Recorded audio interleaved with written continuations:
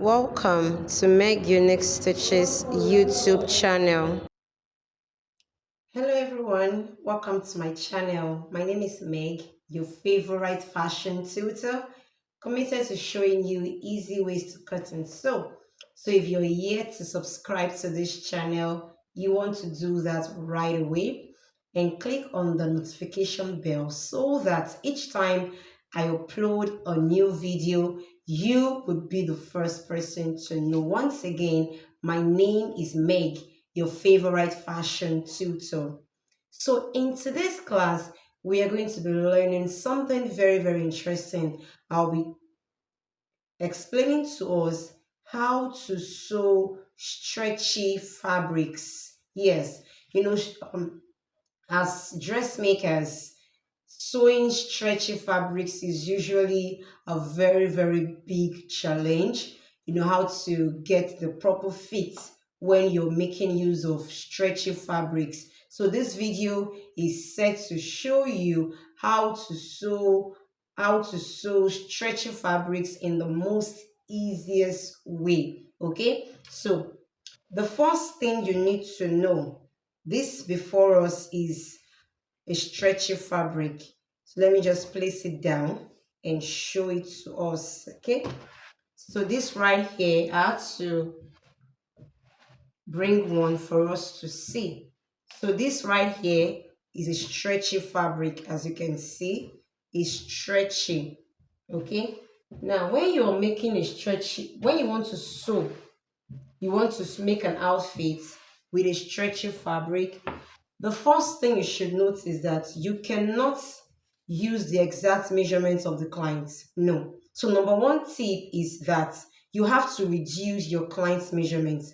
Have you ever sewn with a stretchy fabric and when you're done using the client's accurate measurements, you end up going to slim fit because it is always too big? Yes. So this is why from the beginning, when you are on your cutting table, you want to make sure that you reduce the client's measurements. And the reduction depends on how stretchy the fabric you're using is. You need to test the elasticity of the fabric. And how do we do that? I'm going to be showing you how to test for fabric elasticity. Okay, so how do you test for fabric elasticity? All you need to do is to cut out a piece of the fabric you want to work with, the stretchy fabric you want to work with. Cut out a piece of it. Then you determine the part that is most stretchy. For example, this part here, this part is not as stretchy as this part. This part is most stretchy. So once you have determined the part that is most stretchy, you want to measure what you have. Okay, you can just cut out a square. Okay, cut out a square and you want to measure what you have without stretch. Don't stretch it. So here now I have 6.5. I have 6.5 here. Okay, now you want to keep that value aside, 6.5, and you want to stretch the fabric while you measure. So right now I'm stretching my fabric. My hand is firmly on this point. If you have someone with you, the person can assist you in holding it down. So hold this point down firmly, okay, and try to stretch the fabric to the limit. Okay, stretch the fabric to the limit and measure and see what you have. In this case now I have about 10 inches. Okay, I have about 10 inches.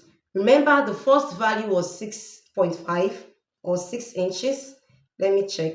6.5 inches, the first value. So you notice that when we stretched and measured, we had 10 inches. It means the difference between when we don't stretch and when we stretch is about 3.5 to 4 inches. Okay, so that's a lot. So imagine you want to use that fabric to sew for your clients and you are using the same measurement, the same value you measured on your client's body. You can tell that that outfit would not fit your client.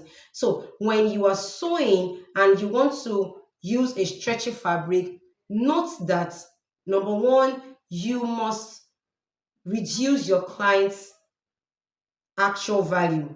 Okay, now what to reduce now depends on how stretchy the fabric is. That's why I told us how to test for fabric stretchiness. Okay, how stretchy. Some fabrics are more stretchy than the other.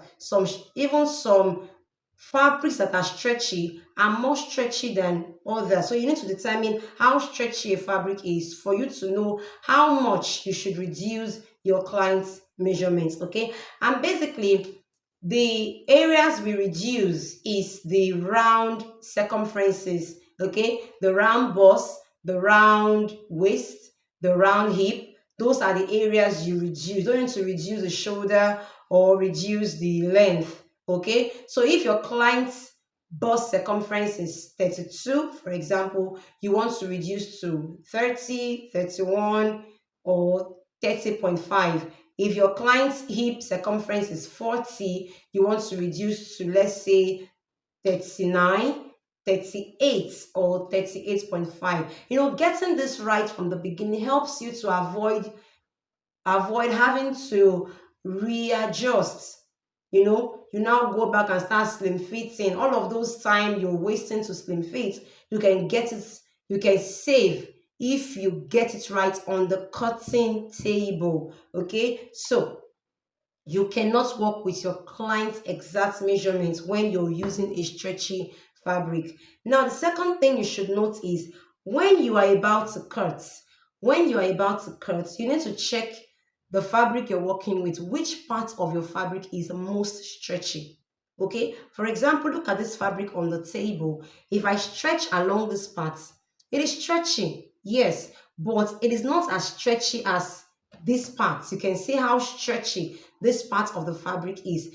It means that when you want to fold this fabric to begin to impute your client's measurement, the part that is most stretchy is the part that should be around your round circumference. The most stretchy part should not be along the length. No.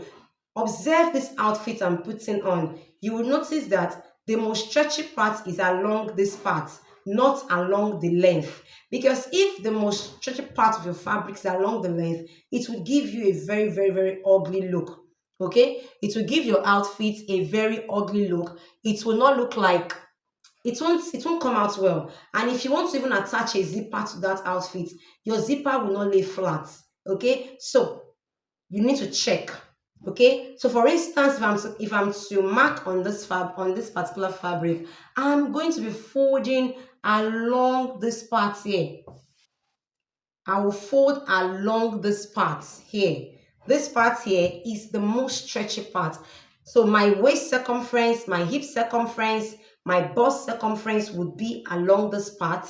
Okay, why the length measurements would be along the straight part. Okay, now another way to determine the most stretchy part of your fabric is to check for the part of the fabric that has the factory end, the factory label. So that's the part you will fold. You will fold along that part. Or if you don't know how to determine that, you can also the parts that they measured out.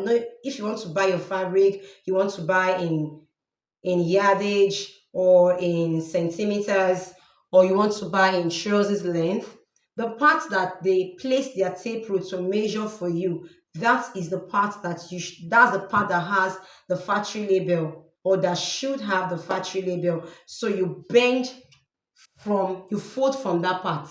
Okay, you don't fold along this part. Please, it's wrong. You fold along the part that has a selvage end, the factory label. Okay, so I've mentioned two things you should take note of when you want to make an outfit with a stretchy fabric. Okay, so those are the pre-sewing tips. The first two tips I mentioned are the pre-sewing tips. Now, when you're done cutting out, the style you want to make with the outfit.